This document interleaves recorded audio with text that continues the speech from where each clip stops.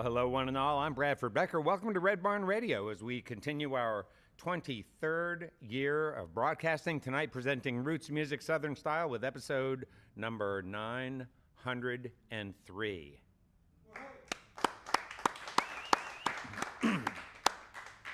And our guest this evening has toured Australia, New Zealand, the US, UK, and Canada. He's performed at a long list of festivals from MerleFest to both the Cambridge and Philadelphia Folk Festivals, Bristol Rhythm Roots. Nigel is a unique talent, an artist who is not only a skilled player, but also a skilled writer with the voice to carry the truth and poetry he shares in song. I'm so looking forward to our time together this evening, and I'm glad you're here with us for an evening of music and conversation with Mr. Nigel Wearne.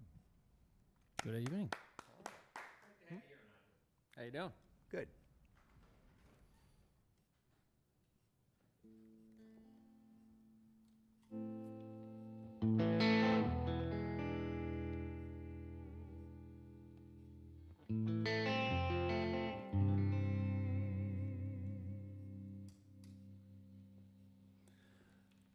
The thylacine was a marsupial in Tasmania that became extinct in 1936 in a Hobart zoo. It was about the size of a dog, and it had a pouch. It had these stripes on its back, hence the name that was given to it by the English when they arrived, the Tasmanian tiger.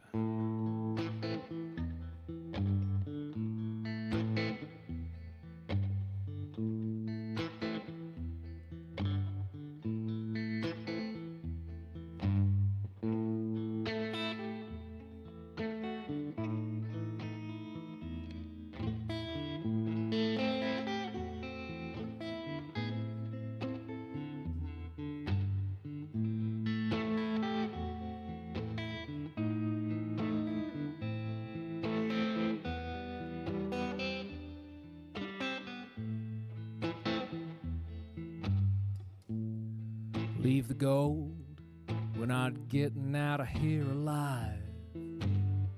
So I'll sing this song to my unconceived child, and I'll tell thee the dynamite's all gone.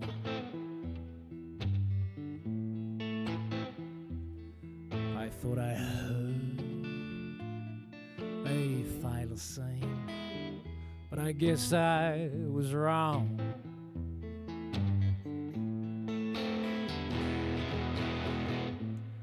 See the fiddler's right hand, how it's gliding through the air.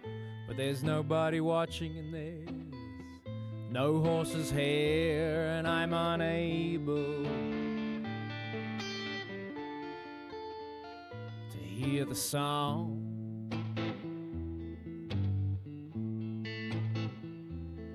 I thought I heard a thylacine, but I've been told I was wrong. Oh, secrets are made for fools that keep their promise.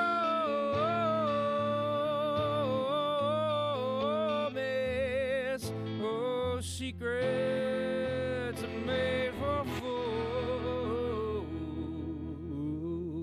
that keep their promise hid.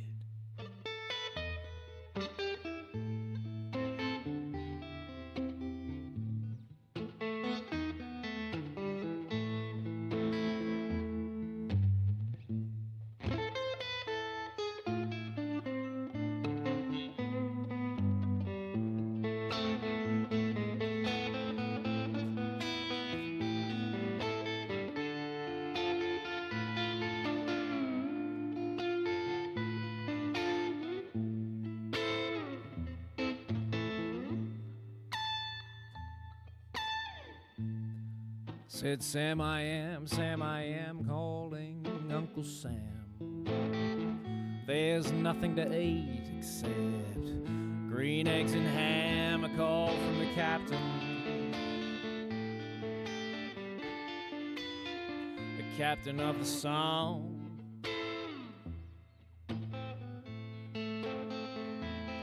I thought I heard a thylacine, but I've been told I was wrong.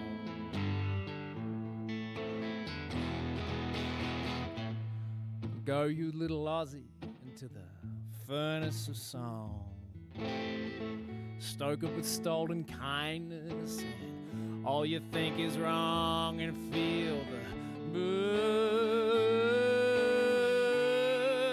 of fire everywhere.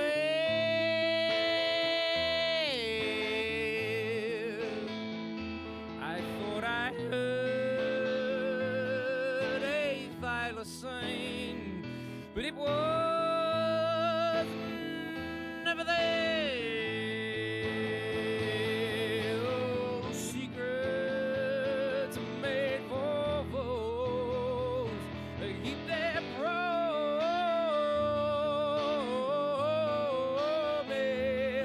Oh, secrets are made for fools. They keep their promise.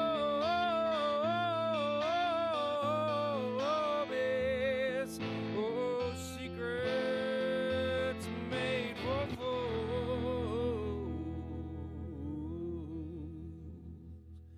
that keep their promise.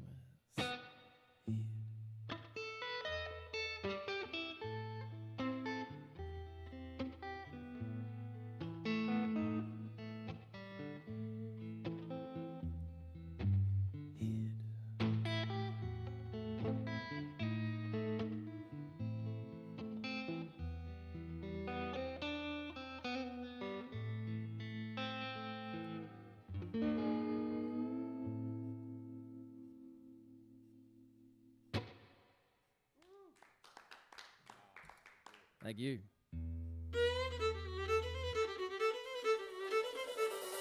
Good evening and welcome to Red Barn Radio. Wherever in the world you're listening, welcome to Roots Music Southern Style.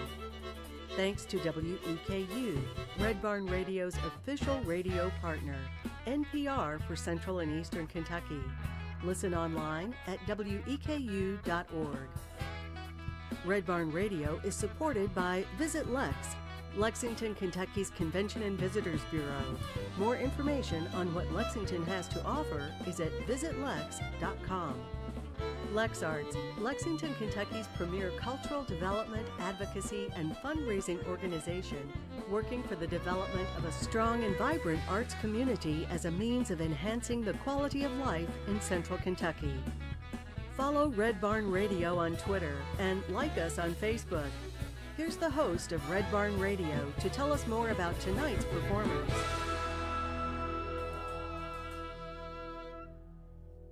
Nigel Wearne, our guest this evening, is a guitarist and multi-instrumentalist, singer-songwriter who grew up in the Australian outback, I guess. We might call it boondocks, on a monstrous dairy farm, and also, oddly enough, found himself under the spell of such diverse influences as Nick Cave, Tom Waits, and Rickie Lee Jones.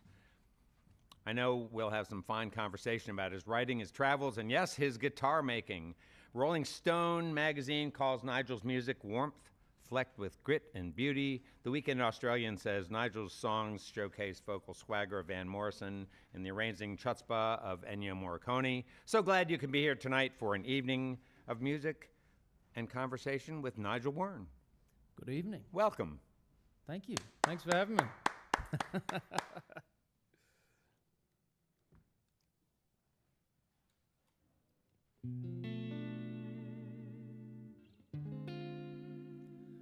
This next song is it's about that moment when you're speaking with a loved one, or maybe a prospective loved one. You say the words you think you should say in the moment that you're both sharing, and those words go floating through the air, and they enter the ear of the listener, and you realize at precisely that moment they were exactly the wrong words to say. And as we would say in Australia, everything goes pear-shaped.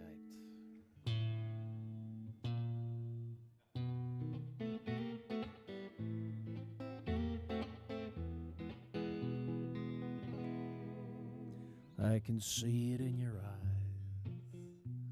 We were summoning a song, but I misread the signs, and it all went wrong. My resolve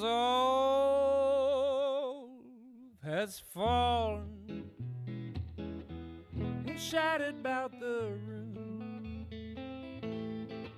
I said what I said a moment too soon. Words about shapes that are chewed by the tooth, messengers of love, a naked ugly truth. And what once is said can't be unheard. What once is bled may forever be spurned.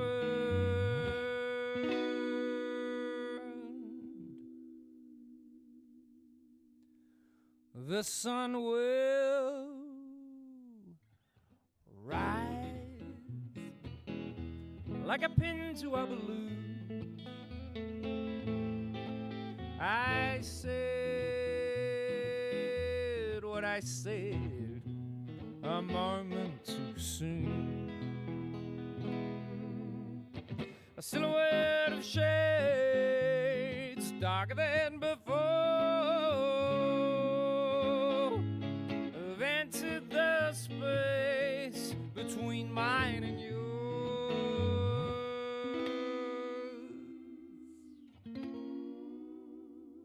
The mind does bend like a magic man's spoon. I said what I said a moment too soon. The earth will turn to the dark side of the moon.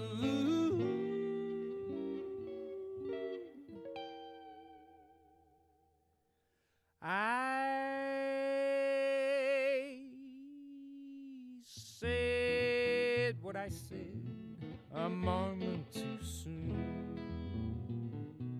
A moment too soon. A moment too soon.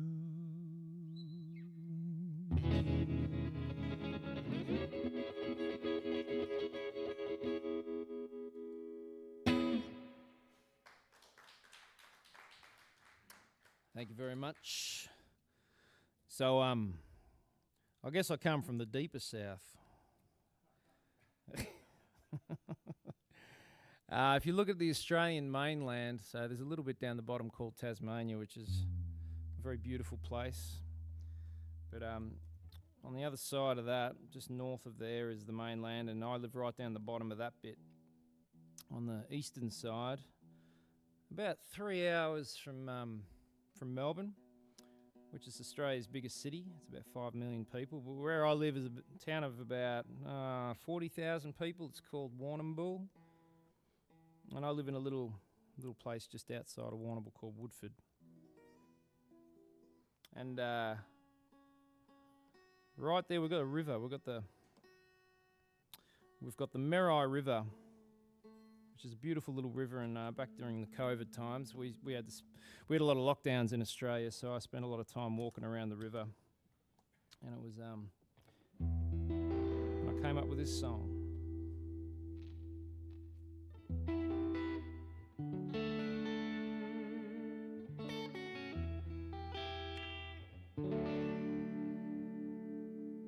It's called To the Edge.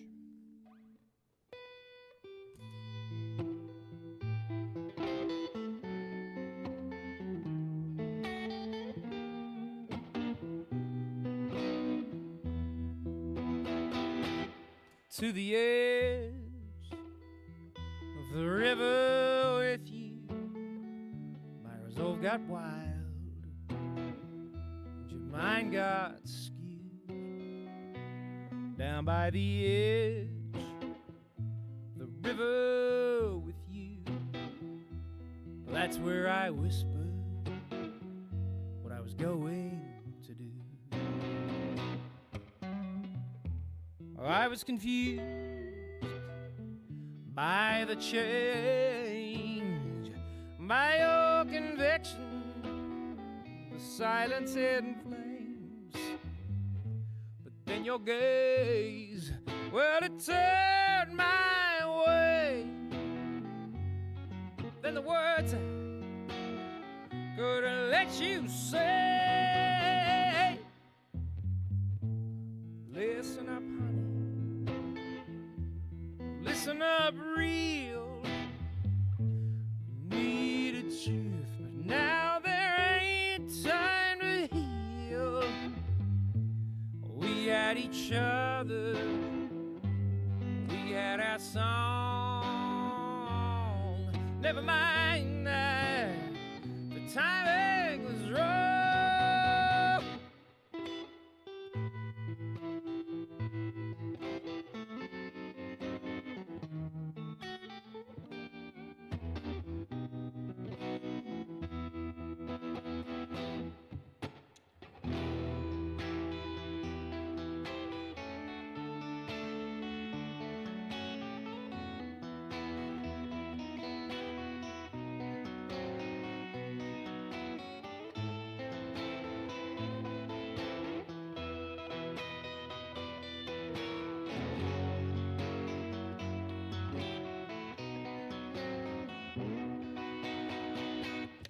To the edge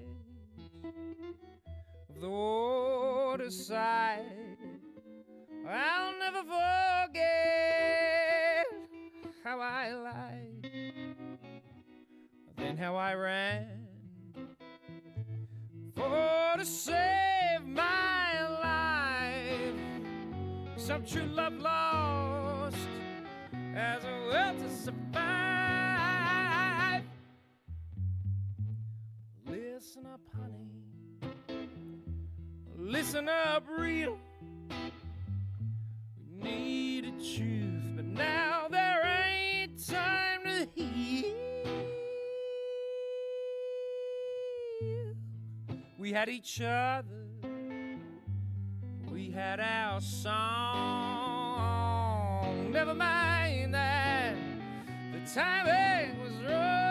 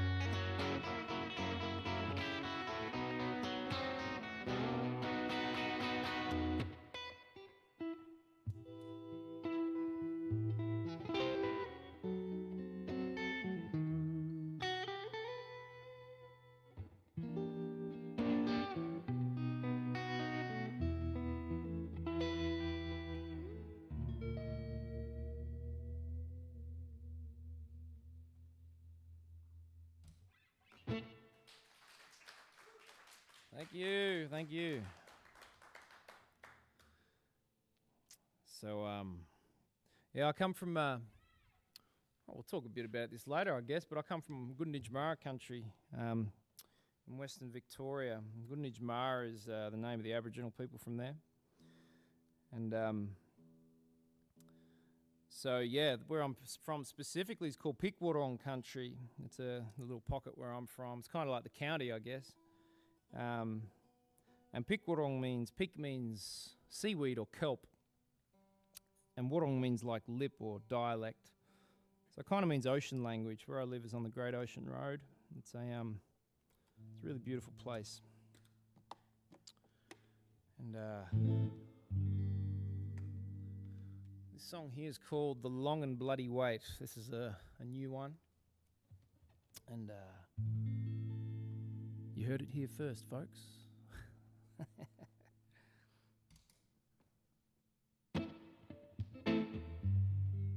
While we're on the 6/8 theme,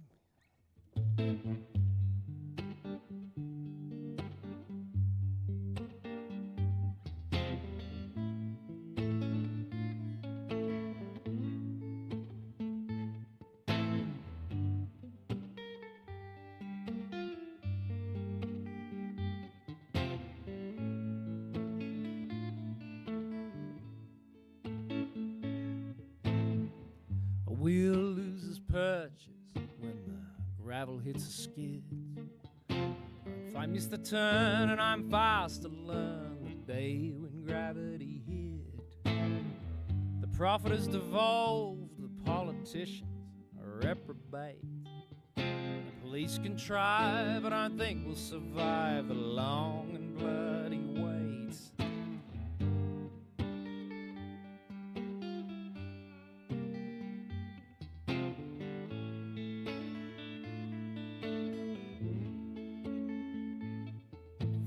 Friction collides with truth as the director denounces his soul. The silver screen and that truly obscene is hidden in blood and gore. So trivial a life, one of hardship, truth and bait, smeared with lies I don't think will survive the long and bloody wait. Death comes to a soul at the end, an enemy or a friend, and your time will surely come.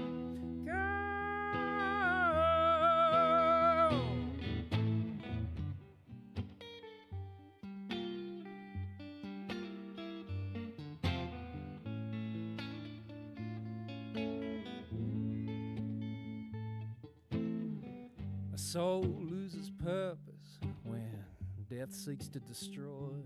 When the soil is turned and seedlings burn to smite the hope employed. But you stand with your scythe as though Lucifer himself. You cut the grass tall as though we should fall before your bloody wealth. But can you hear the screams of all the banshees in the night? They're all human and you're the one looting and causing the bloody frights. Tell the truth, you demagogue, furnish yourself with thy sin and slates. You bludgeon the hive, no chance you'll survive the long and bloody wait. Death comes to a soul in the end, an enemy or a friend comes to a soul in the end, an enemy or a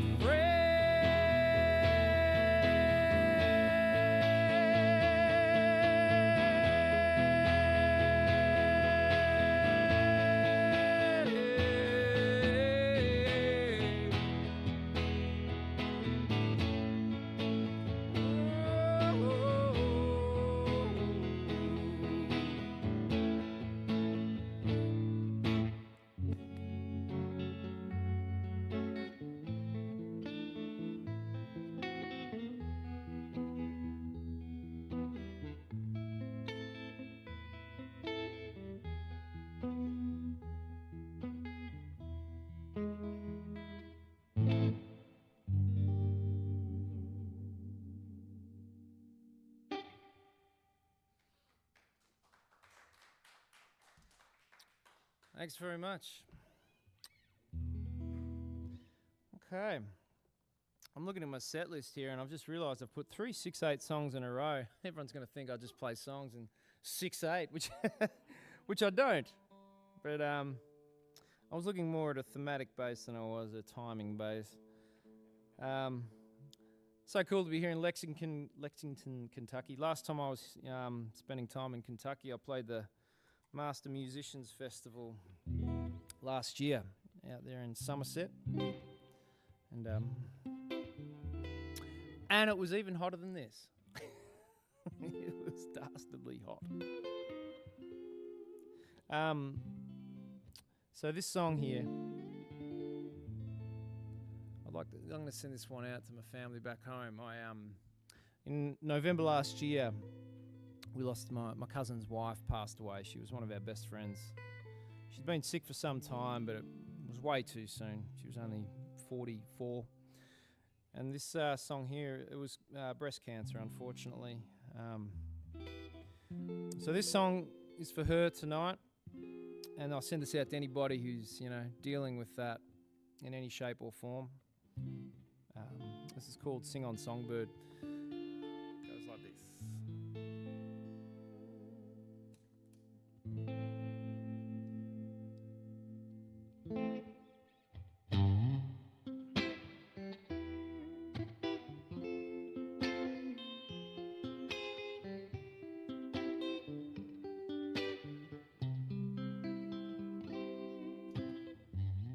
Sing on, songbird, though we can't fly with you into the ether, into the blue. Time can never alter your distant song. It echoes between us, may it echo long, though night falls on the garden. Our eyes adjust to the light. Sing on, songbird, tonight. Here and ever after, may your sun forever shine. Your rays and colors eclipse all time. Tears and laughter as we share your song. It echoes between us, may it echo long. Though we can't fly with you, we'll sing your song so bright. Sing on, songbird, tonight.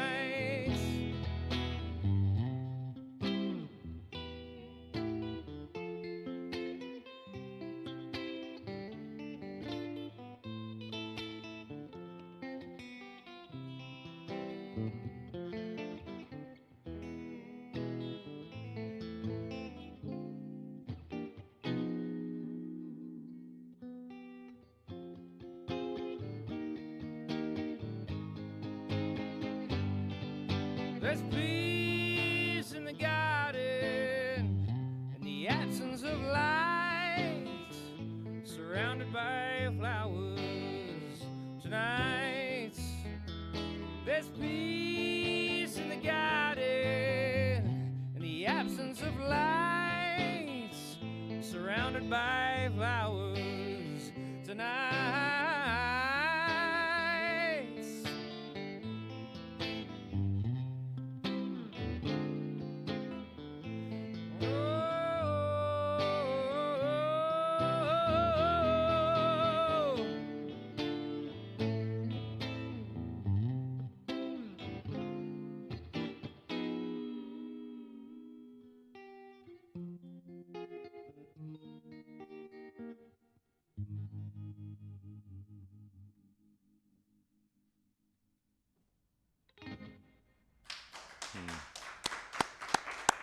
Thank you. Our guest this evening on Red Barn Radio is Nigel Wearne. He's from Australia, and we have a lot to talk about, I know. I wondered, Nigel, if we might begin by, before we talk about Nigel, the musician, if we might start by talking about the rest of you, and maybe some of your sort of upbringing and youth that brought you to this place. Sure. Where you are now, the person we see before us here. So you are a school teacher. By trade, yeah. As I am. And what level do you teach? So these days I do what you call substitute teaching. Okay. We call it casual relief teaching. Casual relief? There's nothing casual about it. No. Substitute teaching? Yeah, it can be terrifying. But, keeps me honest. Like I worked full-time for about 12 or 13 years, and then about 10 years ago, I tossed it all in to make millions of dollars in the music industry. Oh, right. Yeah. And obviously, based judging from your wardrobe and whatnot, you've gotten to that place. My $5 shirt from Savers in Melbourne. Yeah. Now, so you started off then professionally.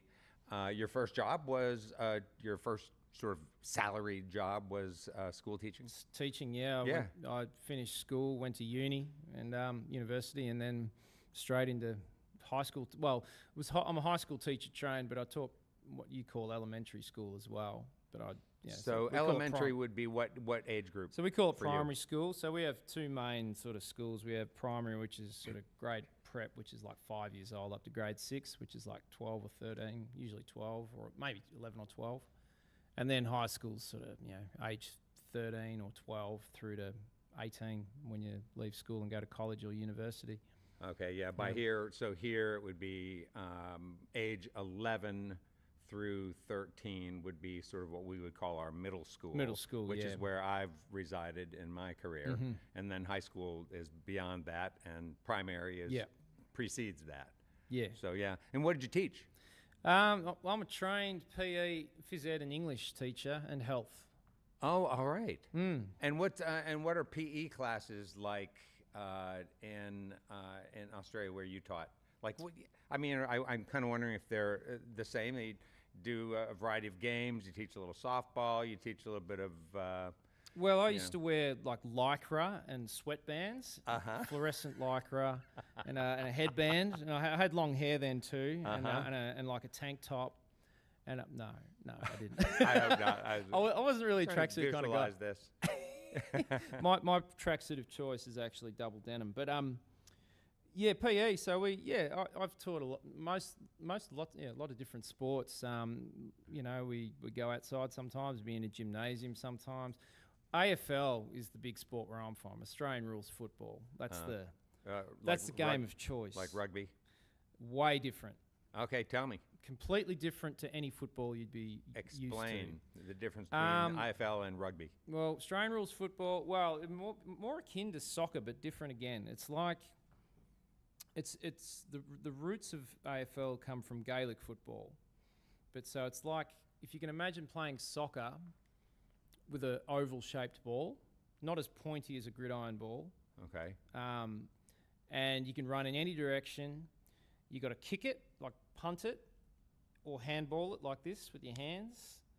And if you mark it on the full, you get to go back and have a free kick. And it's full contact, so you can tackle people. And it's on a huge ground. It's on a cricket ground. So, people who play in the midfield, they can run up to 12, 13, 14 miles a game, like the professionals. Woo. It's one of the most intense team sports out there in terms of fitness. Huh. Yeah, it's probably even more hardcore than something like soccer or in terms of distance run and sprinting, and it's a very high impact, high speed game. Huh. Yeah, it's cool. And so you guys play a contact sport like that at school? We might modify the rules slightly. But we certainly it's over here you got American football, which is we don't play it, but we don't play that in gym class. No, you'd modify it. Yeah. So we play modified versions of those games. Okay. Yeah. Neat. And you ended up in teaching because you had fond memories of your high school days. Not exactly. And you wanted to relive that in some way. Not exactly. Yeah. Tell me, how'd you end up doing that? Well, look, I grew up on a farm that was about 750 acres. So when I was born, we were running sheep. So it was a sheep farm. We used to shear and grow lamb, because lamb's really big in Australia. It's a pretty normal thing. It used to be bigger than what it is now. And wool used to be a huge thing in Australia. That was one of our major exports for a long time. So I grew up going to a primary school when I was in grade 6. So when I was 12, there was only like 12 kids in the school. So this was rural. I wasn't too far off then when I don't know. It's not the outback, though. Okay, yeah, right, exactly. It looks more like, we were driving through Iowa the other day. It looks more like Iowa. Okay. Yeah, so green, where I'm from, not this year, we're in drought at the moment, but where I'm from is very green, lots of cows, like my farm eventually became a dairy farm, based on economics in the industry. But so You said you were closer to the ocean. Where I am now, I'm very close to the ocean. The Great Ocean Road. Some of your listeners, if they've been to Australia, they might have done the Great Ocean Road, which is looks a little bit like the California coast, like Big Sur and that sort of stuff. It's a really specky, as we would say, spectacular part of the world. And Warrnambool, where I live, is kind of at the end of the Great Ocean Road. If you go to sort of pick, tourist things to do in Australia, the Great Ocean Road, there'll be definitely pictures of that. There'll be the Great Barrier Reef, there'll be, Uluru, and there'll be the Great Ocean Road, probably, amongst other things. Yeah. So on this dairy farm, were you the only child helping Dad? You have siblings? I was the youngest. My middle brother, he had a crack at it for a while. I'm gonna stop explaining myself. I'm just saying lots of Australian sayings without even That's trying. right. We'll Had a crack, so he had a go. He gave it a try. them. I think we'll do fine. Yeah. He gave it a try. Uh-huh. So he had a crack at farming for a while, but it wasn't for him. And I knew from the get-go it wasn't going to be for me. But I worked on the farm growing up. Yeah. So my older brother, he was 5 years older than me, and he did it professionally for a while. And then eventually, Dad sold the farm. Mum and Dad sold the farm. Yeah. And moved on and bought their first house in their 50s. All right. And so, what did you carry though from that experience of, working in an environment as a young person where you had to, sort of work hard? Well, Australia and America, it's an interesting comparison. Similar land mass when you look at the mainland of America and Australia, like very similar in size, extremely different in population. So space is something that we have. Yeah. And where I live is still relatively populated, but if you drive, 6 or 8 hours and you start hitting that desert, it just opens out and there's just really open space. Is that outback? That is, yeah. So if you drive where I'm right down the bottom, so it's the green belt. If you go around the edge from where I am all the way up to Queensland, the north of Queensland, it's green all the way around the edge. But if you drive 3-4 hours, even an hour or two inland, it starts to dry out. And we refer to the outback means you're getting off the beaten track. You're getting away from population. You're getting into the wider open spaces. That's kind of what the outback means to us. So where I am is pretty lush and green, and a lot of the Irish and Scottish immigrants moved there and started farms and stuff. And we have introduced species of trees that are deciduous because there's no native deciduous trees in Australia. Oh. No. If you go to California, if you go to Golden Gate Park in California, that's what it feels like where I'm from, because there's lots of eucalyptus trees and the Monterey cypress pines and Macrocarpus cypress pines from California. They're everywhere where I live because the farmers planted them for windbreaks, which is kind of strange. It's an odd little thing that we have where I'm from. So yeah, the coast of California, like the eucalypts and the cypress trees, that's sort of where I'm from, with open grassland. Huh. Never been there and would love to go. It's pretty. It's good. Yeah, I bet it is. All right, and then so you went through your high school years. Yep. Presumably living at home with family. Yep. And being as helpful as you were willing to be on the farm. Oh, it was part of the job of being a child there. Like I certainly did work. Okay. Yeah. I just didn't do it professionally. I just helped out. Yeah, I get you. And so, but you were there, and then when high school was over for you, you decided to do university, right? That's right. Is that right? Yeah. And what'd you do? Teaching. No, so you did teacher training, you mean? Teacher training at university. Yeah. Oh, okay, gotcha. Yeah. So our university. Yeah. So college is a different term back home. I get confused between the two here. So yeah, I would consider sort of my notion of college, at least in France, college was middle high school, but university was college is a different thing back home. It's used more interchangeably. Like where I went to school was called Mortlake College, Yeah, right, but it was a high school. right. Yeah. So yeah, I went to University of Ballarat, and I mean, right through this time, music was always ticking away. That's what I was going to ask about, yeah. Yeah, like it was always something that as a friend of mine from New Zealand says, she says of herself, she says, "Oh, yeah, Nigel, you're a lifer like me," as in like doing life.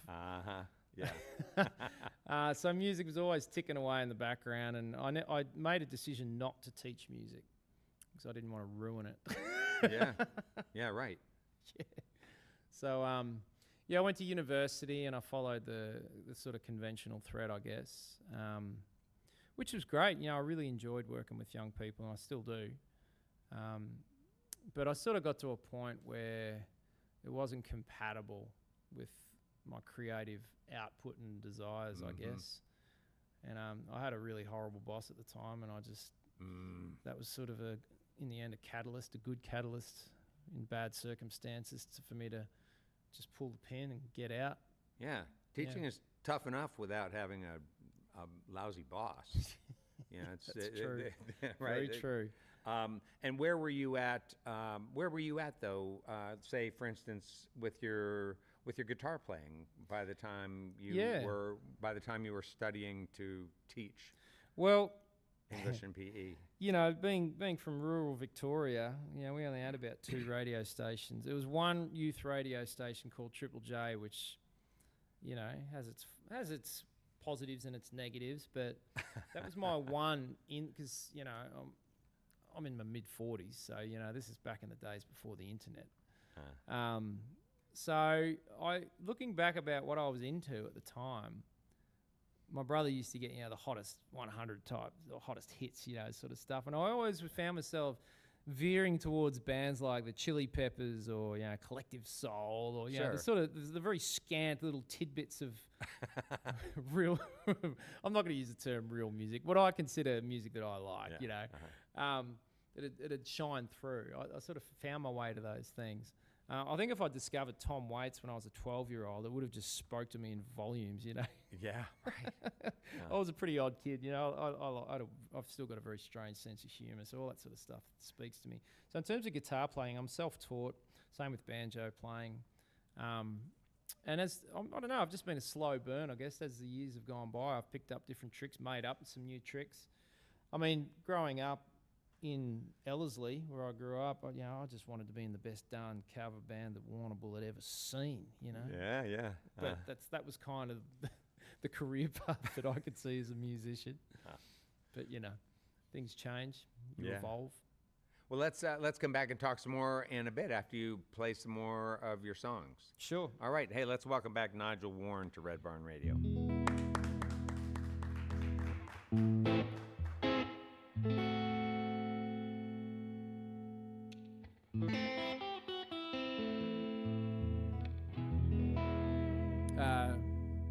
Something I do pride myself on is telling nothing but the truth in song. So every single thing that happens in this song is absolutely true.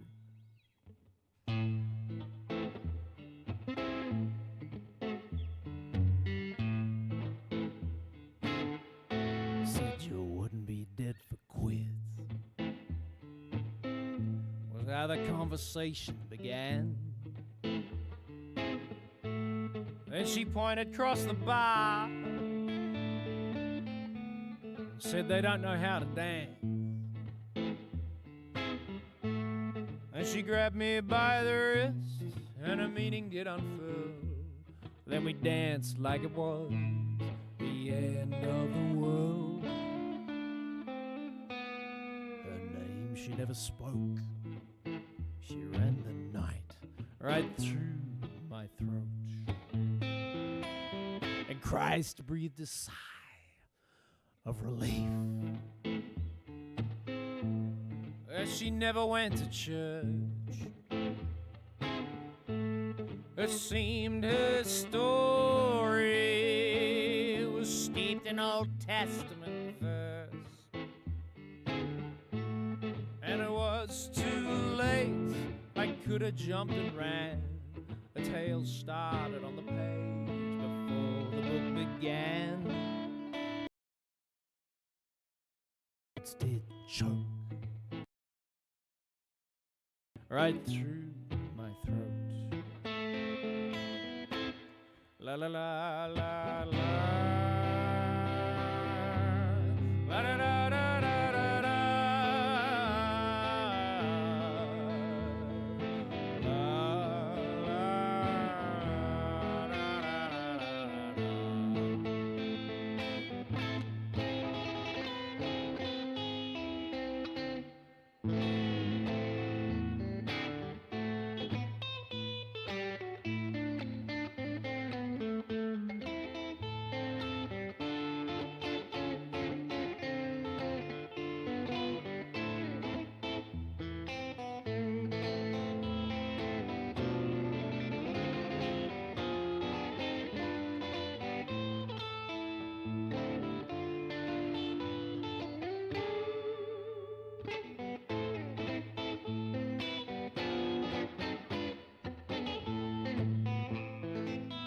said this won't hurt a bit.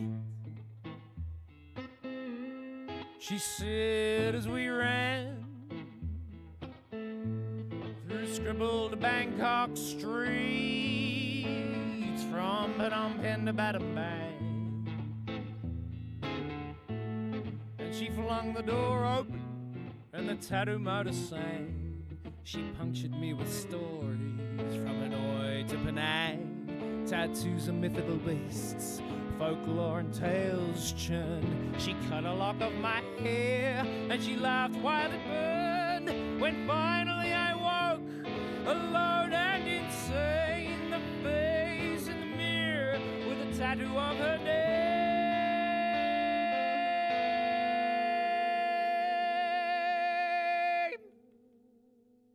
That's all she wrote. She read the night right through my throat. La la la la la. La da da da da da da.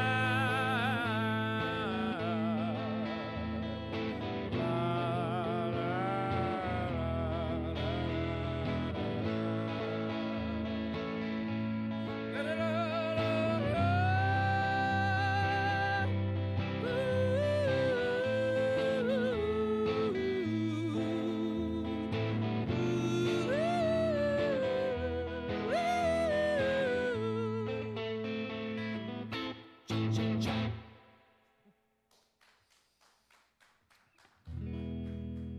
So, fortunately in Warrnambool, where I'm from, we have really excellent laser tattoo removal,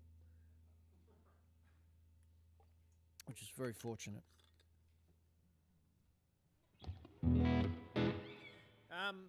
So speaking of bunny heads and crow masks, I've got some music videos, and this is the title. Not the title. The first track I put out on my current album, which is called The Reckoning. It's got a music video with said condiments. It's called The Black Behind the Blue.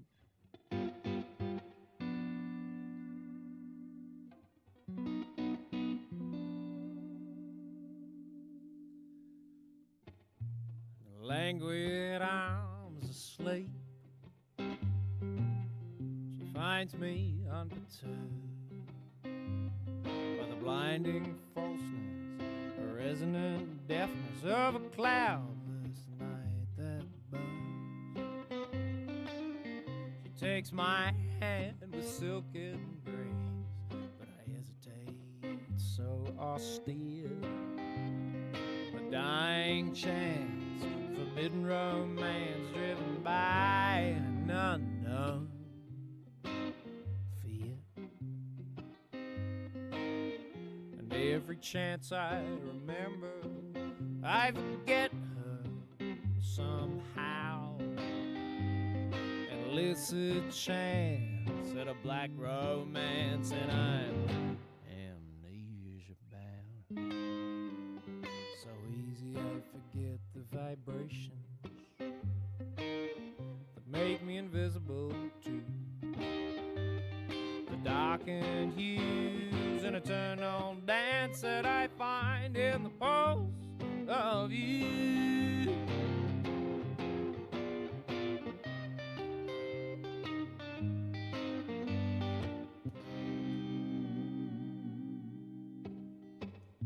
Lascivious wishes and tectonic fishes, we hold on for our lives, lost in a trance and a dreamtime dance, eternal in the night. When I shed this cast of earthly woes, I find myself in you. A heathen in wonder, we chase the space in the black behind the blue. And every chance I remember, I forget her somehow. An illicit chance at a black romance, and I'm amnesia bound. So easy I forget the vibrations that make me invisible to the darkened hues and eternal dance that I find in the pulse of you.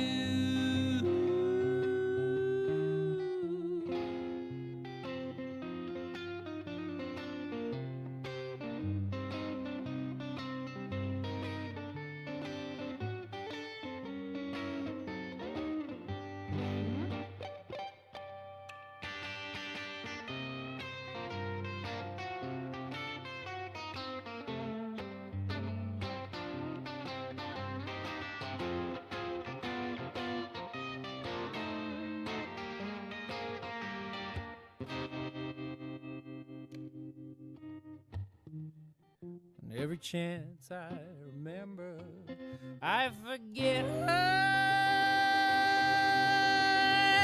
somehow. An illicit chance and a black romance, and I'm so easy I forget the vibration. Make me invisible to the darkened hues and eternal dance that I find in the pulse of you. The darkened hues and eternal dance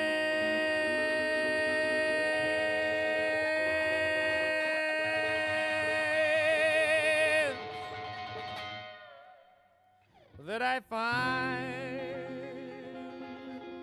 in the pulse of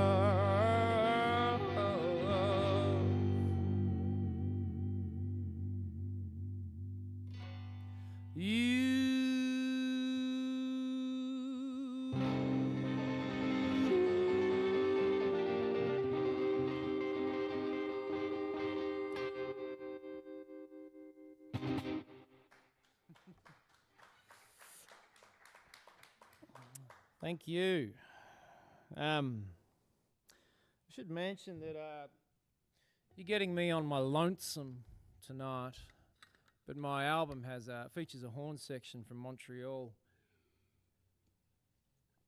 I made the record during the COVID times, and I managed to find a couple of days when we weren't all locked down, and I recorded it with my rhythm section in Geelong, which is a couple of hours from where I live. So with the drummer and the bass player, and then I had a buddy in Montreal, Aurélien Thomasy. He's a reed player actually, and he did all the horn arrangements over there and recorded it with some jazz cats from Montreal. Sent it back to me with all these incredible horns on it. Thanks. I just recorded with him again. I've got a new record in the can, which I'm currently mixing at the moment when I'm not touring. And he came to Australia this time and recorded it with me over there, so that was cool, with my horn players in Victoria. And this is the title track off that record, the one that's out. It's called The Reckoning. And this is for the young people I'm hopeful.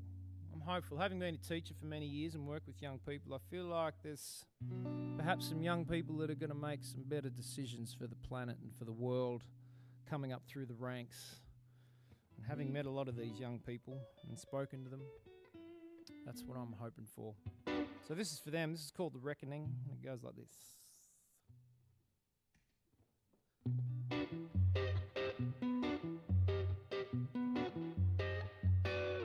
I'm going to do that again.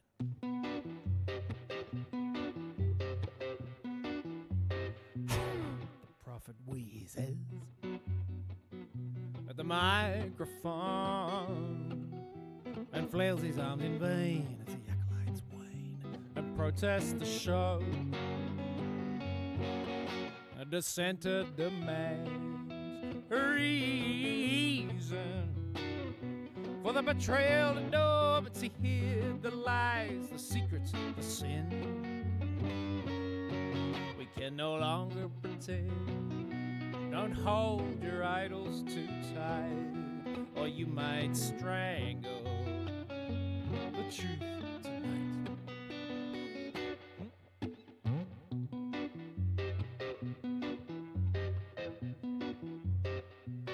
We live in wonder of those who rise with conceits, who divide and shame the morose and mundane and choose the elite.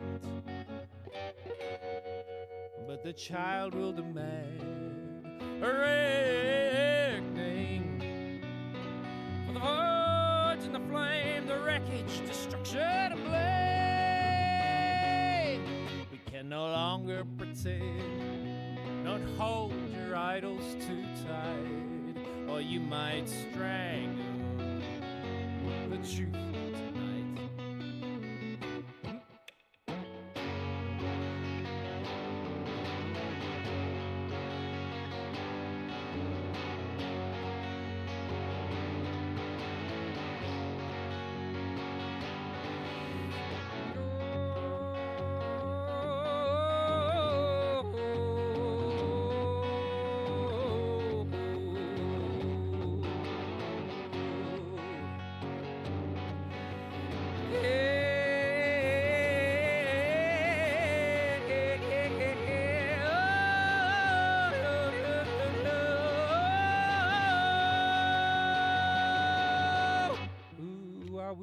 Decide the way liberty will die.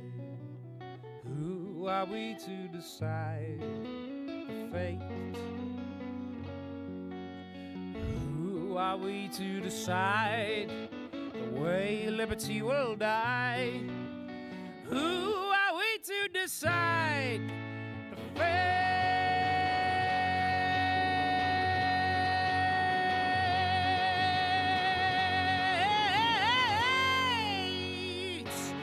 We can no longer pretend. Don't hold your idols too tight, or you might strangle the truth tonight. The truth tonight. The truth tonight. Truth. The truth. The truth tonight.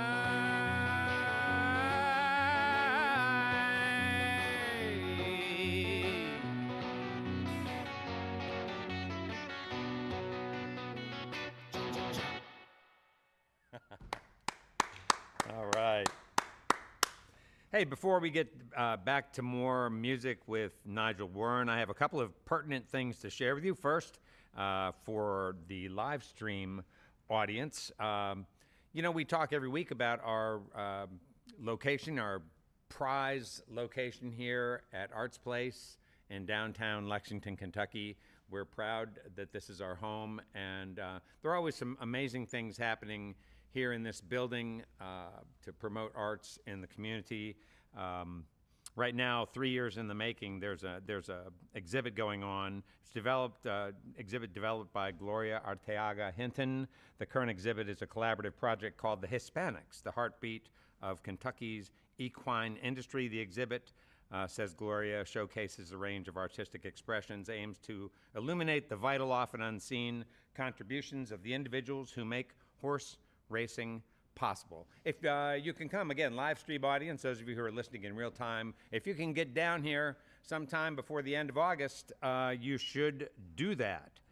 Okay, good. And now this for everybody. It's what's happening next week. The summer at Red Barn Radio is heating up with an evening of reggae music. First time ever, with our guest Ashley Array and a supporting band called Deep Nourished Roots. Ashley's debut single from her first album, Beauty Queen, was released at the end of September in 2018. This song emphasizing the importance of loving yourself instead of looking to someone else to fill that void, created a buzz and captured hearts of many all around the world. Currently, Array is working on an album with French producer and soundman Jalix. Ashley's soulful voice and uplifting messages opens people's hearts. And hey, whatever, right? We can all use a bit of that, right? Great evening of music and convo with Ashley Array and Deep Nourished Roots. And now welcome back Nigel Wearne to Red Barn Radio. Great to have you here, Nigel. Well, if the sun were to explode, which probably won't, according to my rigorous research on Wikipedia, it's more likely to fizzle out and become a cold rock, apparently. Did you know that? Well, I've heard it. Yeah, I heard it out at the bar the other night. So anyway, so presumably if it was to explode, we wouldn't know anything about it for 8 minutes and 20 seconds because that's how long it would take for sunlight to get to Earth at the speed of light. And the measure of the speed of light is Celeritas. You can wow all your dinner guests with that one next time you know, a trivia night or something like that. What will I say if the sun explodes? If the gas depletes and the core implodes? Would the birds warn that our time was through? 8 minutes alone, or 8 minutes with you.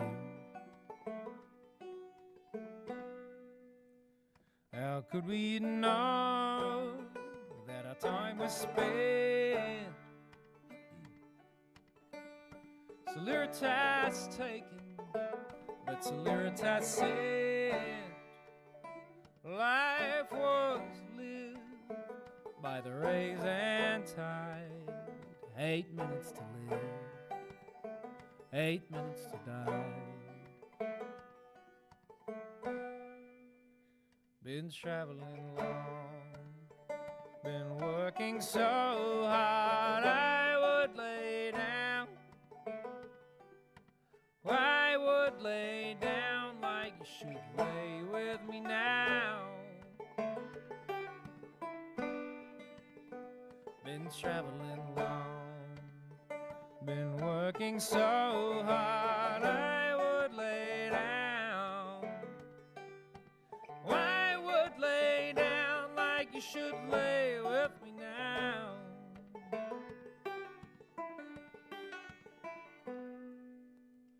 Would we learn our mistake, that the earth don't turn? That's how we all spins and our egos burn. If we knew on the day, would they charge a fee? The last sunset could never be free. Our earthly cares would simplify. 8 minutes to live, 8 minutes to die. Each moment is a future new. 8 minutes of future, 8 minutes with you. Each moment is a future new. I'd forgo the world for for 8 minutes with you.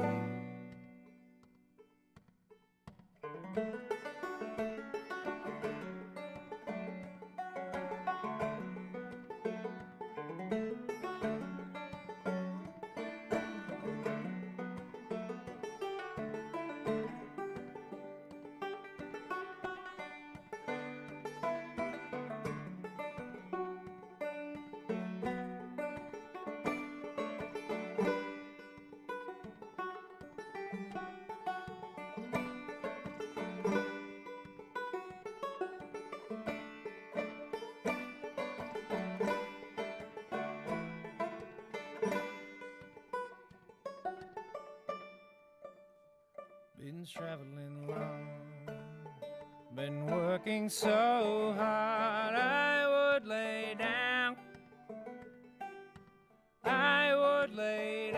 like you should lay with me now.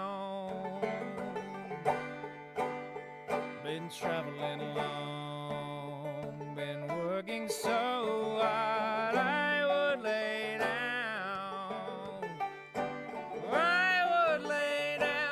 You should lay with me now.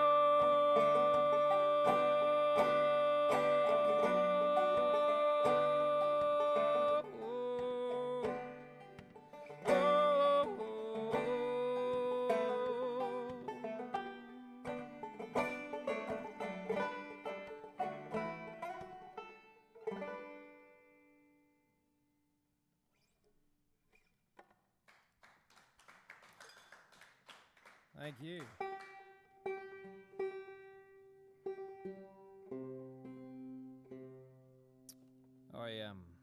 A wise man once said to me, tuning is like aeroplane maintenance. It's always worth it.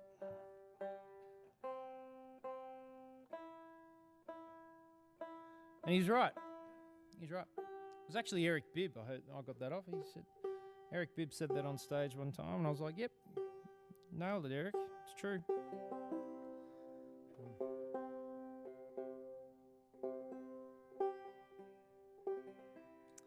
In fact, in Australia, you've got to get a banjo license, which is an absolute rigmarole. You got endless lines at the local shire office to get a banjo license. Yeah, I wouldn't recommend it. In fact, people get caught out when they come to Australia.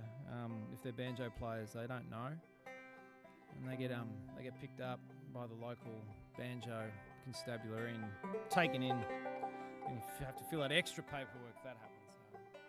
So just be warned if you ever come to Australia. That's what's got to happen.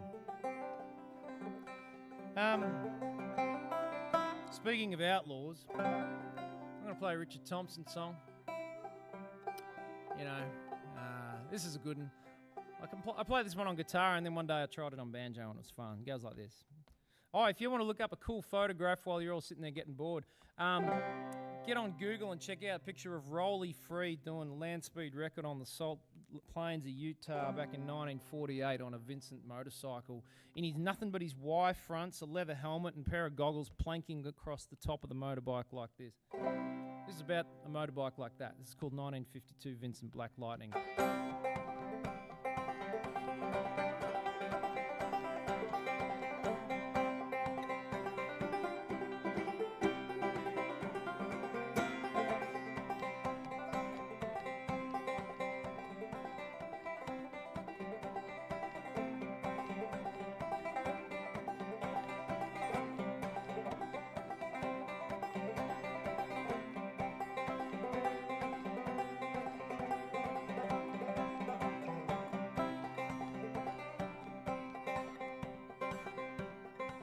Said Red Molly, Sue James, that's a fine motorbike.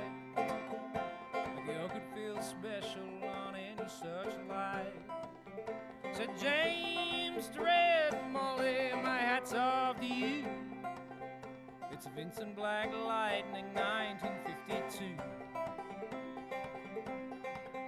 I've seen you on the corners and cafes, it seems. Red hair and black leather, my favorite color scheme.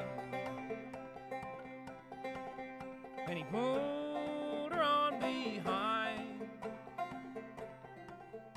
and down to Box Hill, they arrive.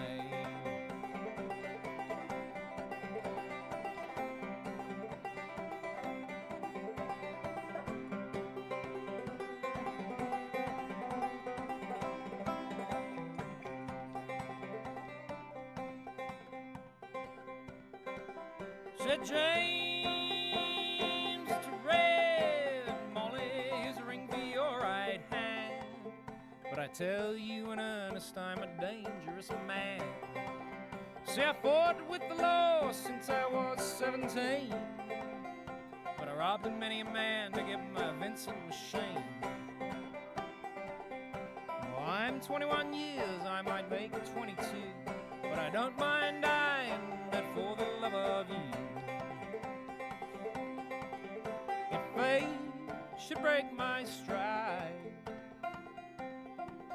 then I'll give you my Vincent to ride.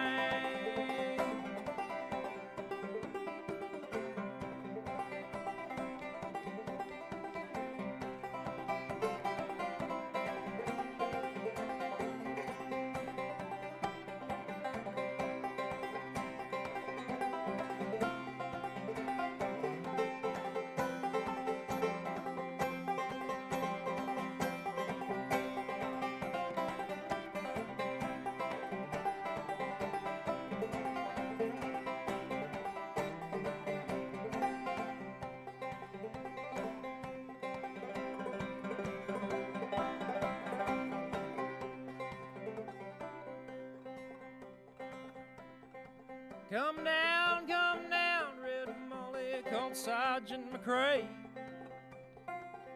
They've taken young James Avey for armed robbery. Shotgun blast hit his chest, left nothing inside. Come down, Red Molly, to his dying bedside. When she got to the hospital, there wasn't much left. He was running out of road, he was running out of breath. But he smiled to see her cry. And I'll give you my Vincent to ride. Said James, in my opinion, there's nothing in this world beats a 52 Vincent and a red-headed girl. Now Nortons and Beezes and Indians won't do. They don't have a soul like a Vincent 52. And he reached for a hand and he slipped her the keys. Said, I've got no further use for these. I see angels on their heels and leather and chrome, swooping down from heaven to carry me home.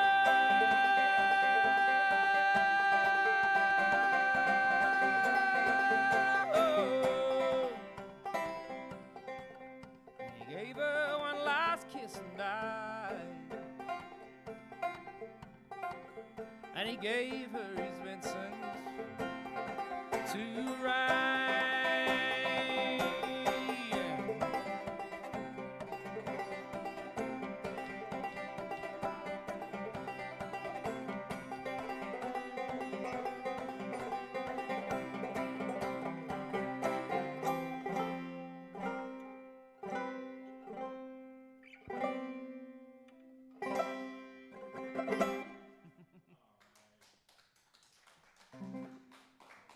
Thank you. Thank you. All right, now for something completely different. I'll stick on the banjo, seeing I went to the trouble of getting a license. Yeah.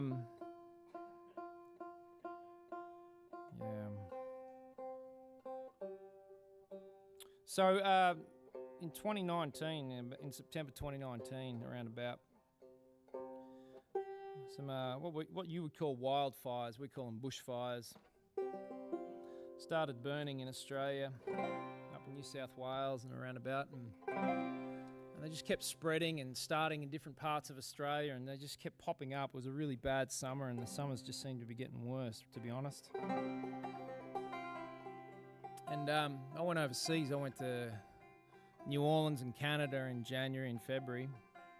I got back mid-February and those fires were still burning. They'd started and they were burnt all the way through from September. And in that summer, 2020 summer, an area the size of the UK, so 70 million acres burned in one summer. So all of the UK, so like, you know, if you included Northern Ireland, Wales, Scotland, England. So that was just horrendous. Anyway, and then the pandemic hit and I spent a lot of time sitting on the porch, and I feel like I'm in some sort of epicenter of banjo playing being in Kentucky. Maybe I'm a little self-conscious, but I'm a self-taught banjo player, so if you're seeing me do anything strange, that's why. And this song is case in point. This is a strumming pattern I came up with when I was sitting on the porch during lockdowns. We spent a couple of years pretty much in lockdown in Australia, where we were. And I came up with this song and I called it After the Fires, and I'd like to dedicate this song to anyone dealing with natural disaster right now in Texas, New Mexico, cleaning up in LA, wildfires up in Oregon, cleaning up floods in northern New South Wales, living with drought where I'm from, people of Asheville, and the list goes on. So this goes out to any of those folks. It goes like this.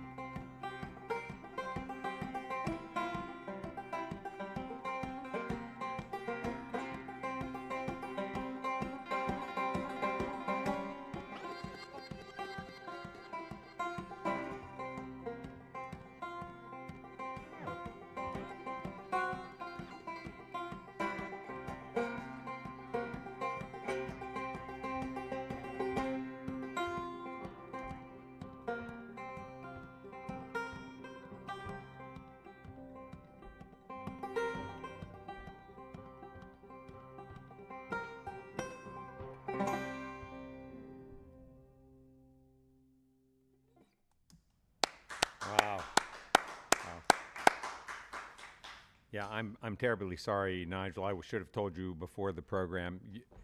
You're really not allowed to apply electronic effects to banjo in this state. I got right. the memo and I You just should have ignored it. I just went, nah. That was one of the coolest things I have ever heard. Anybody who cares about the banjo will love that. I thought that was really great. It was sort of Celtic and Indian at times, and it was just all kinds of things. It was just fantastic. And rhythmically, that's the kind of music we make in Western Victoria. It's not. That was super exciting. I enjoyed that a lot. Thank you. Enjoyed that a ton. All right. Well, so the banjo that you're playing there, you didn't just get online on Amazon and say type in best banjo of 2025 to buy that banjo. You actually created that instrument. I did. I would love to hear you talk about your guitar making and your instrument making and how you got started. And we have a lot of instrument nerds who listen to our program. And I know some good makers over here too. I know, yeah, we do. And I know I know these guys would love to hear you talk about that. Yeah, well, so this banjo here is it's made entirely out of Australian timbers. It's Australian blackwood, so it's actually Otway blackwood, which is the national park. A tree fell over in the national park, and I met someone who milled up that timber, and so it's a 4-ply bent banjo rim. I made up all the jigs and stuff to do that, and it's got mulga cap. It's got a mulga fretboard, which is a very dense, hard desert timber from Australia, and it's got a gidgee headstock. Sorry. The timbers so that's gidgee. Okay. This is called mulga. This is blackwood. Blackwood's very similar to koa, like Hawaiian koa, almost identical. Hawaiian koa, if anything, has slightly larger pores to my eye, but very similar. It's a very good tone wood, so I've got access to blackwood where I come from, and I use it a lot in my guitar making as well. Okay. It's a very beautiful timber, and it sounds good. But look, I got into instrument making when I was 19, 26 years ago. And I met my uncle introduced me to a guitar maker who's since become a very good friend, and he and I also know Steve Gilchrist, who a lot of your listeners will know. He's a mandolin maker, so he lives right near. In fact, he used to live a kilometre from where I live now. His workshop. So he's an incredible mandolin maker. So Pete and Steve, they both live in the same town and sort of have worked together at different times. So they've been Pete particularly has been Peter Daffy's been a very good mentor to me, just sort of a brains trust. But it's been a lot of figuring stuff out for myself, really, just like my playing, I guess. Yeah. Because Dad was a woodworker, he's a woodworker, like, in his spare time. He started making instruments too, which is cool, since I've made all the jigs and stuff. Yeah. But, yes, I don't do it commercially, but I thought about it, but I decided, how many ways can one person lose money? Be a songwriter and an instrument maker. But that said, the going rate is a bit better over here. In Australia, it can be pretty tough to find enough people to sell instruments to, if that makes sense. Sure. Yeah, but I build guitars, and I didn't build this Gretsch, but I normally travel with an acoustic guitar that I built. And describe that instrument. It's based off an 028 Martin. Mm-hmm. Well, O size. It's not really a 28. 28's more like the model, the timbers that it's made out. But the O size, so the parlour size, with a long scale length. So I put a longer scale length on it, modified the bracing slightly. It's got a curved top. I think it's got a pretty radical curve, actually. I think it's a 22-foot radius top. I know he's the fir bracing, Douglas fir bracing, because that's what I've got. I've got some old bed posts really fine-grained bed posts that I've cut up. Sitka spruce top, and it's got a casuarina back and sides. We call it she oak, and it's got very dramatic rays that go through the timber. It's like an amber a reddish amber sort of a colour. It's got a blackwood neck, and it's really punchy and loud. And it's got two pickups. It's got an acoustic pickup and an electric pickup in the sound hole, so I can flick between acoustic and electric with it. And that's my guitar of choice when I'm not playing with a band. So I've got some bands gigs this trip, so I brought the electric. Yeah. And so the Adirondack spruce is sort of favored as a Sitka spruce is the common one. Right. Back home. Adirondack is certainly is very much highly regarded for obvious reasons if you're into guitars. I buy Sick to Spruce just because I've got access to it through StewMac, and I get free postage with them if you're a member. Mm-hmm. And I have used Sick to Spruce a lot and just spent a lot of time tuning the tops of the guitars. Spending a lot of time being really pedantic about the making sure there's no run out in the grain in the braces, and my pros. I haven't built a guitar for a while. I'm starting to get the itch. Yeah. How many instruments have you built? I actually don't know. I'd have to count, but I'd probably at least 15 or 20. Okay, so you have made and sold some instruments. I've sold a couple of banjos. I sold an O guitar last year, and some of those instruments were just like little lap steels, and I've made a dobro and a hollow neck Weizenborn slide guitar, and triple O and dreadnought and 12 string, which is we won't talk about that one. So do you play some lap steel and some Weizenborn guitar, and do you and so you must then follow some players. I mean, David Lindley, and David Lindley was my fave. Amazing, and now he's gone. And also Kelly Joe Phelps, who I saw him play a couple of times with Greg Brown. Oh, with Greg Brown. Yeah. That would have been great. Yeah. Yeah, I love both of them. Yeah. I've seen Kelly Joe play. Well, I'm so sad to see Kelly Joe go. Yeah, that was devastating. But yeah, he's probably one of my biggest influences, without a doubt. And not just his slide playing. People got really sad when he put down his slide guitar. But I'm everything he did was gold in my book. Everything he did after he put down the slide guitar was amazing. So whatever he wanted to do, I was happy to follow. What a singer, yeah. What a singer, what a writer, everything. And someone more recently I've got into is Joe Henry. He's not a slide player per se, but just that vibe. I love all that stuff. Oh, that's so funny. Yeah, I was thinking about that. Because all of your bio content sort of cites, the smoker, dark smoker people, and it's like Joe Henry is sort of like the CD bar without the smoke. Yeah. His album, Gospel According to Water, is something that really moves me. Look, I wear a lot of musical hats, so to speak. I played MerleFest, as you mentioned before, and I put out a record in 2012, which was with a bluegrass band. Back then I was doing the single mic thing. I was playing acoustic guitar with it up here and 3-part harmonies, and it wasn't bluegrass per se. But it was with a bluegrass band, So it was fiddle, mandolin, double bass. I listened to it, yeah. And I was singing a lot of. I was writing to Hank Williams at the time, and So at the moment, what I'm doing is I chucked in Rickie Lee Jones into my bio because I just reckon. I mean, we all love Joni. I love Joni, and I love Gillian Walsh, and there's ones that pop up often. But to me, someone like Rickie Lee, just her IQ, musical IQ blows me away. So, and people like Laura Marling, even as a modern guitar player from England. There's just so much great stuff out there. And I just tend to follow the thread. So I don't know what my next record's got more of a spaghetti western vibe. It hasn't come out yet. But down the track, who knows what I'll do. I'm a singer-songwriter, I suppose. Yeah, right. Well, it doesn't surprise me. So where did you pick up that spaghetti westerny style from watching spaghetti westerns? Having grown up in the country, as I mentioned, I feel like there's a genre that doesn't have a name, and I feel like the genre is kind of that surf rock spaghetti western vibe mixed with a bit of Roy Orbison, mixed with David Lynch. It's sort of like that minor key bluesy thing with reverby guitars, that Gretschy sound, and that goes a bit sort of Dick Dale. I feel like there's songs within people's catalogues that fit that category, and what I've been finding myself drawn to in my last album or two, the new one that I've put out included, is sort of honing in on those parts of the catalogue. Like every time I drive into Nashville, I feel compelled to put on Marty Robbins' Gunfighter Ballads, And it's a very acoustic record, but it's just got that minor major key shift that I really love. A lot of my songs I've played tonight are in the minor key, and my new record does the minor major shift a lot.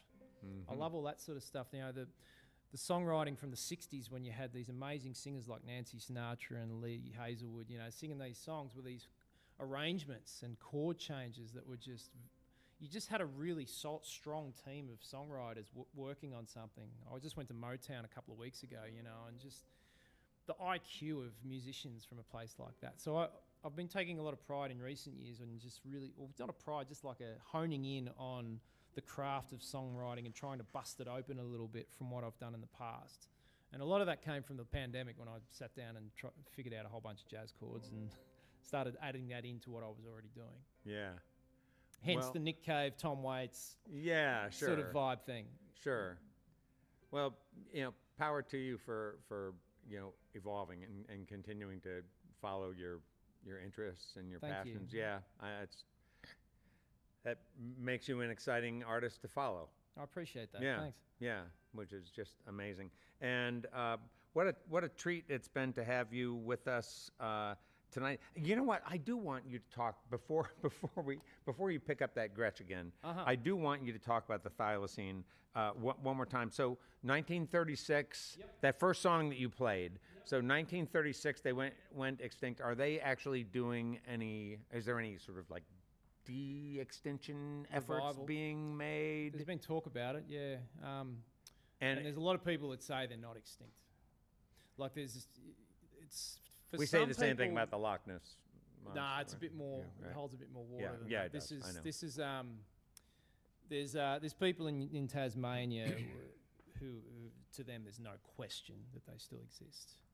But then, in terms of the hard proof of it, they're extinct. The last known one was in captivity in a Hobart Zoo in a concrete cage with a metal fence, and it died largely due to neglect. And they were a beautiful animal. They were like a broad, stocky dog, and they could open their mouth up to almost like 130, 140 degrees. They had a pouch because they were a marsupial. And the face. I was looking at some pictures of it. Almost is kangaroo-esque. Like a dog mixed with a kangaroo. The gentleness of the eyes and face. Yep. Really, they had a beautiful face. Stunning. Yeah. Like as you say, like the gentleness. Like kangaroos have a very gentle, eyelashy, beautiful face, almost like a Jersey cow. That sort of pretty kind of a face. Yeah, the thylacine had that, and they had these like triangular diamond-like stripes across their rump. Right. Yeah. Yeah. And they're a fascinating animal, and to me, that song, I had a whole heap of stuff written down as ideas, and I just comprised it into a song. And I guess more than anything, it's a song about broken promises to me, and in the abstract sense, and it's whatever people sort of see within the words, I guess. But the thylacine is a very enchanting animal, and it did have a very strange call. Yeah, I thought I heard a thylacine. They didn't bark. They weren't like a dog in that sense. They had this sort of haunting kind of noise, but. Can you duplicate it? I actually don't know. No. I've only heard descriptions of it. Oh, sure. Right, of course. Right. I guess there are probably no recordings, right? Yeah. No field recordings. I don't know if there is or not. I should look into that again. I probably have Googled that at some point, but I've forgotten. Well, beautiful music tonight. I also so enjoyed the tune 8 Minutes. What a neat, deep song. And a film clip to that one. I just put a film clip out a few weeks ago to that one too. Okay, good. Well, we've got more music to go, so we're not saying goodbye. Let's welcome back Nigel Wearne to Red Barn Radio. I should also mention anyone out there who's, again, bored on their phones, feel free to go and give me a follow or a like on Instagram and Facebook. It actually really helps. Yeah, totally. Yeah, right. Yeah. Okay. Sometimes I make notes about songs.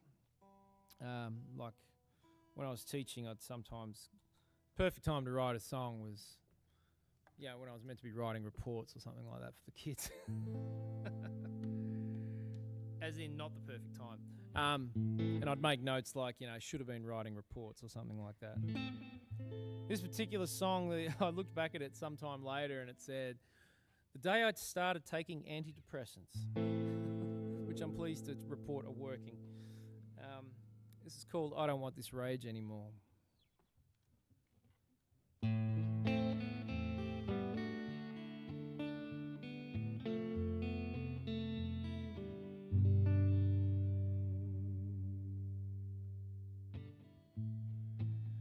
That ain't lightning. It's a photo shoot for the apocalypse, and Satan's wearing a suit,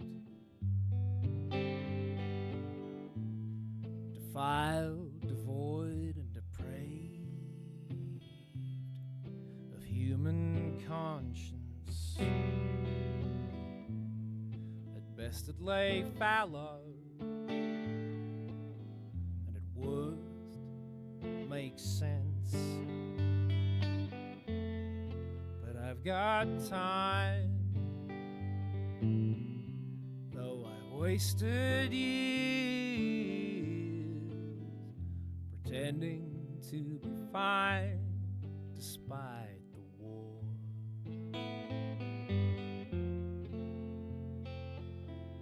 And I don't want this rage.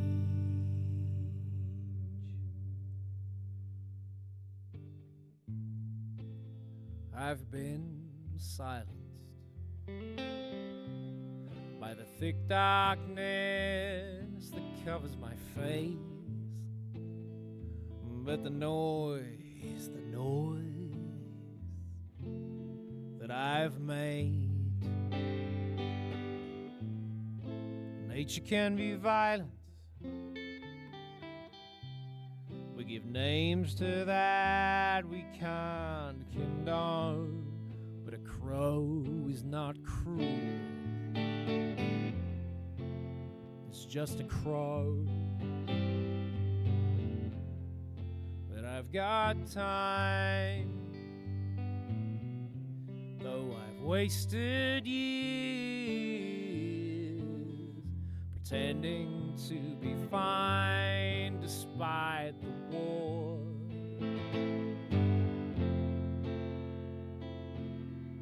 And I don't want this rage anymore.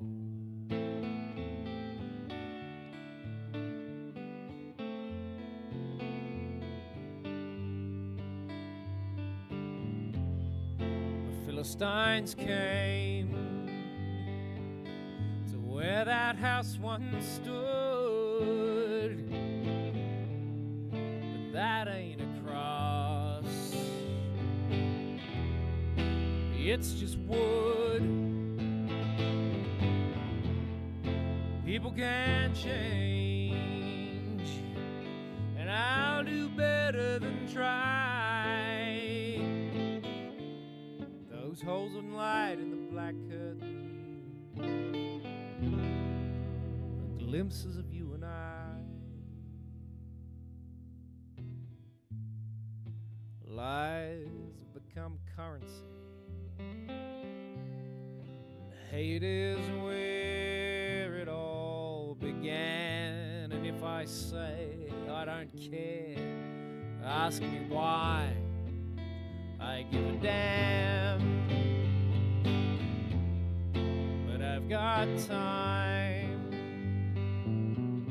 though I've wasted years pretending to be fine despite the war.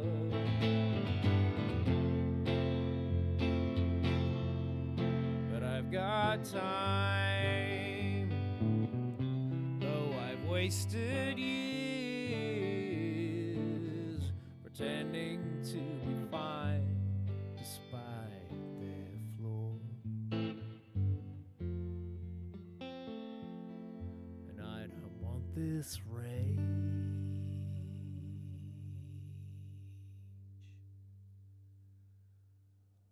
anymore.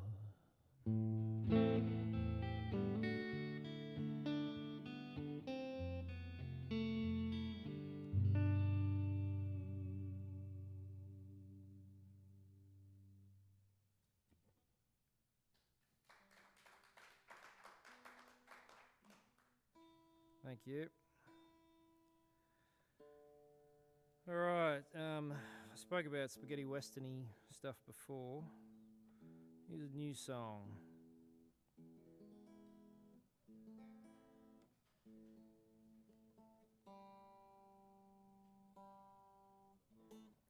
I'd like to send this one out to any of those warmongers and demagogues out there. May they wake up one day, hopefully soon, afflicted with profound empathy and compassion.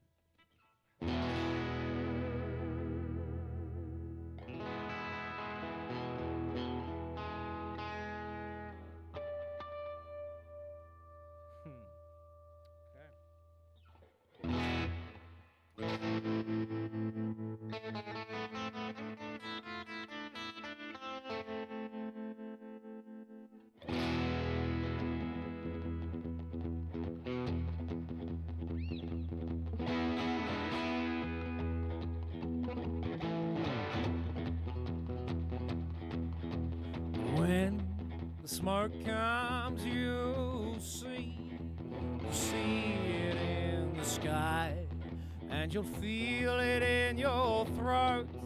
It'll linger when you cry.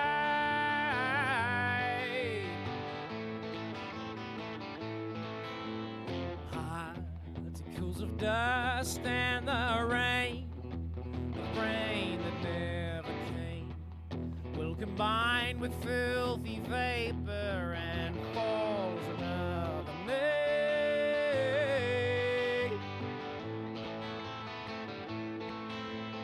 Oh, hey!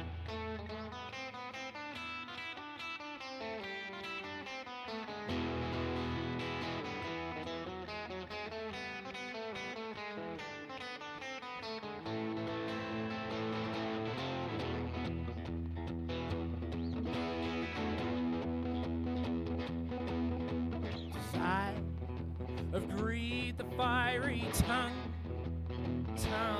of conceit, the smoke that curled in the distance now burns beneath your feet.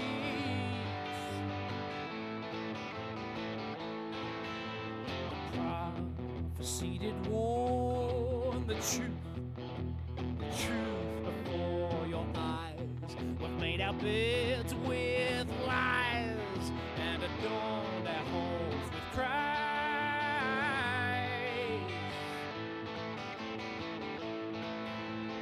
Oh, hey!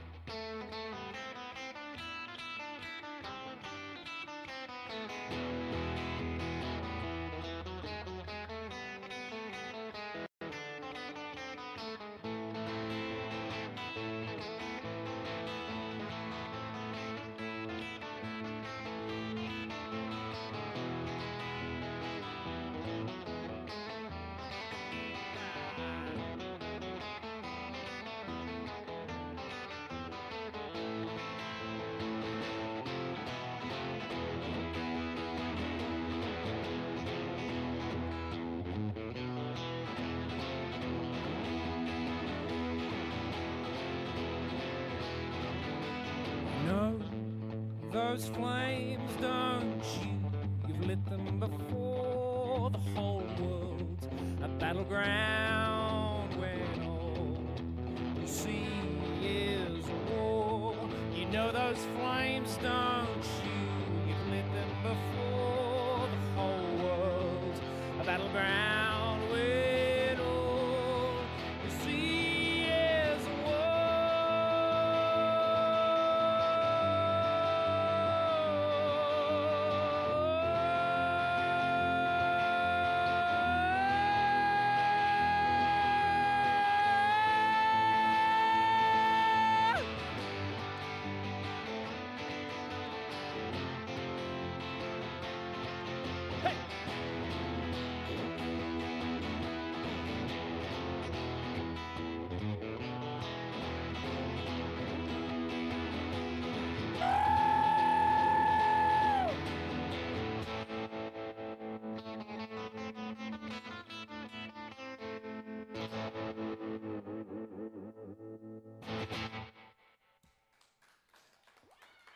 Thank you.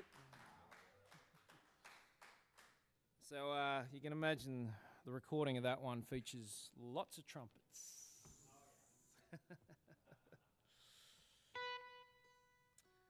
All right, so this sort of going to finish up with this one. This is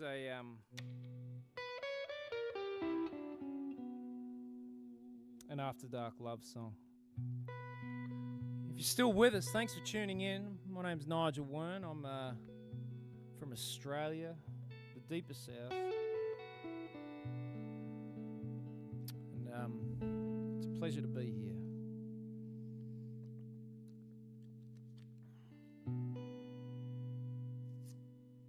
It's called Beautiful Blue.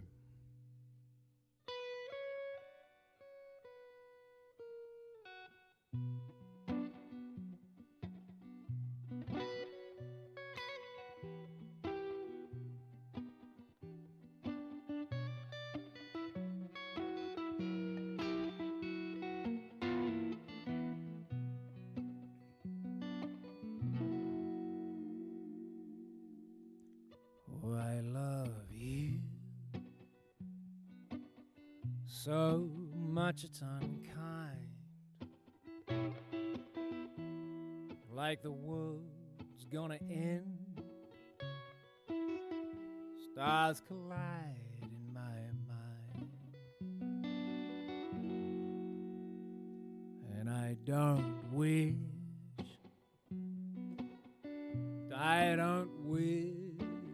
to lie, but my darling, I'm sure gonna try. It's just me and you, what we got ourselves into. Beautiful blue.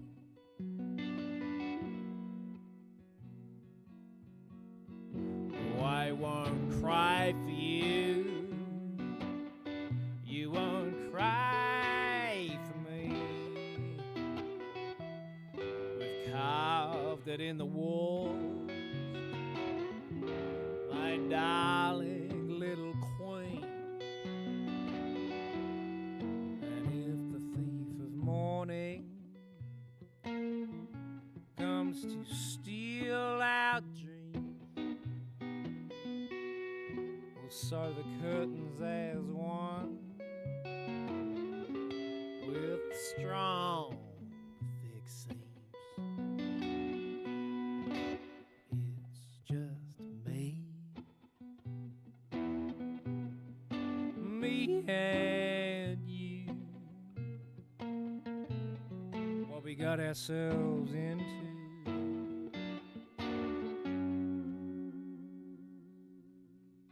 Beautiful blue.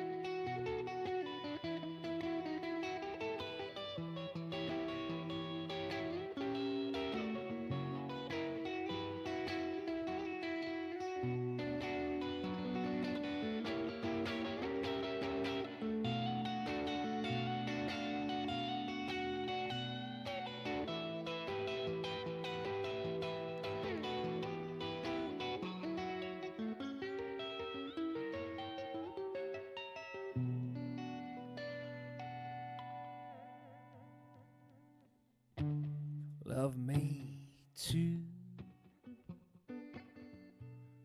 2 lifetimes tonight, and give me 3.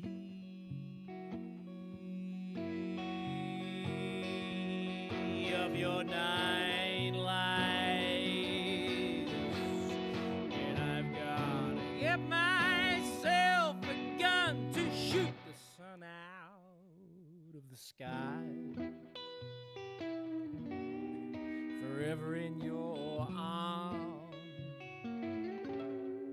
forever in the night. It's just me and you. What we got ourselves into.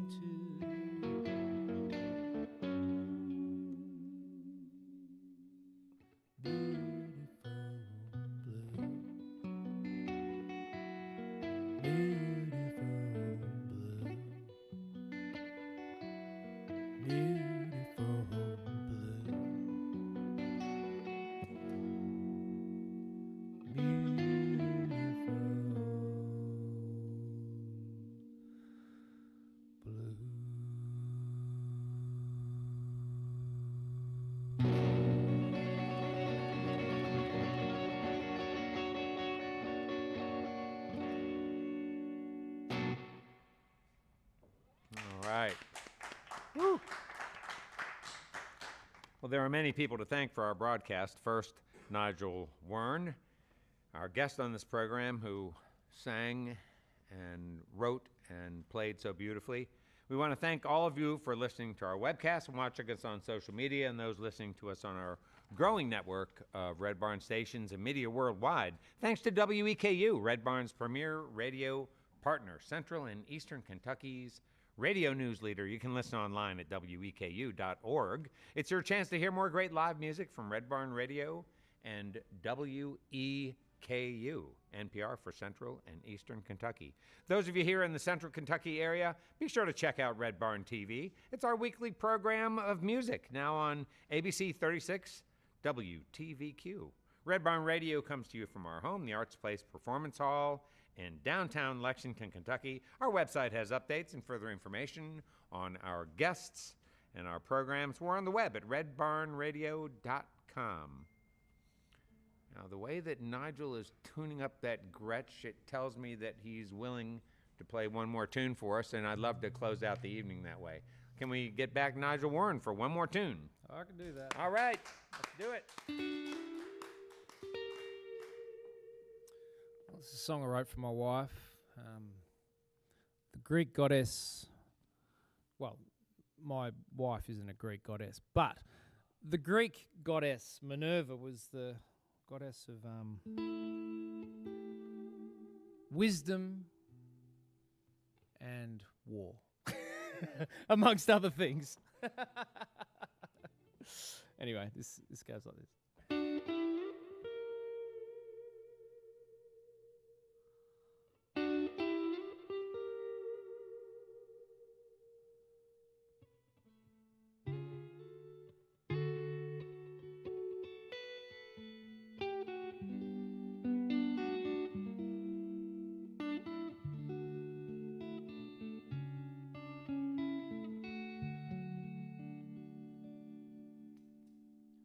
Love exists, waiting to be found, like a child with her ear to the ground. What happens if we don't hear the song of lovers gone wrong in the lessons of old? Did our eyes suddenly go blind, blinded by a back screen blue light? I fear the smoke escaped from the bottle. All the world is a fire, but we found each other, the chorus the same, but the verses needed color. We found father before the union of strange. My Minerva and lover, we found ourselves a home.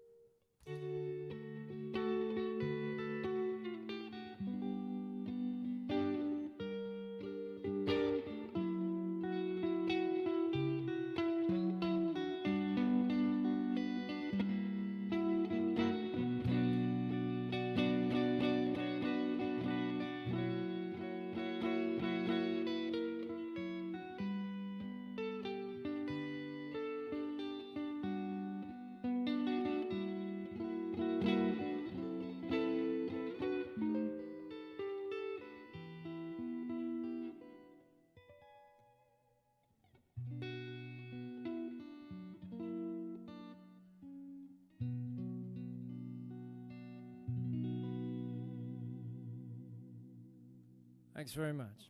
Beautiful. Well, folks, that is all for our show for this week. Remember, you can see and hear Red Barn Radio worldwide as we stream live on YouTube, Facebook, and Twitch Wednesdays, 7 p.m. Eastern in North America. And it's always great to hear from all of you who listen to Red Barn Radio's archived performances on your own special media favorite platforms. Speaking of you listeners, as Nigel was saying just moments ago, before, during, or after you enjoy the program, take just a moment to engage with us. Your comments, your sharing, your likes, all mean so much to us and keeps roots music, Southern style, coming to your neck of the woods and beyond. And now we bid you good night. Let's stick together, let's appreciate each other, and let's join up again for another great evening of music and conversation on Red Barn Radio. I'm Bradford Becker. See you next time.